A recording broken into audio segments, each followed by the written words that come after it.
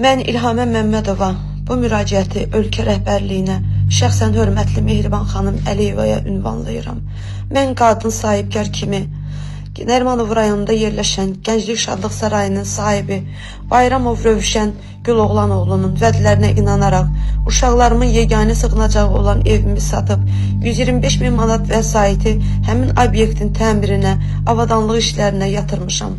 Lakin bağlanmış bir illik müqaviləyə baxmayaraq 4 ay sonra Rövşən Bayramov icarə haqqını müqavilədən kənar olaraq 5 dəfə artıraraq məni qanunsuz şəkildə obyektdən qovmuşdur. İnvestisiyamı mənimsəmişdir.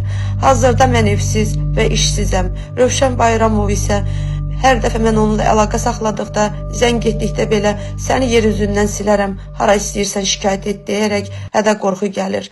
Hal-hazırda mənəvi terrora məruz qalmışam, hörmətli Mehriban xanım. Bu arxayınlığı Abşeron icra başçısı Abidin Fərzəliyevlə olan qudalığı və iş şərikliyi ilə bağlayır. Nəzərinizə çatdırım ki, Xırdalanda yeni tikilən yaşayış binaları, obyektlər Cəllabaddakı İran bazarı Rövşən adlı şəxsə aiddir. Mehriban xanım, media vasitəsilə bir Azərbaycan qadını kimi və bir ana kimi fəryad edərək sizdən imdad istəyirəm. Mənim evimin pulu həmin Şadlıq Sarayının divarlarındadır. Xahiş edirəm, bu özbaşınalığa son qoyulması və hüquqların bərpası üçün mənə köməkli əlinizi əsirgəməyəsiniz.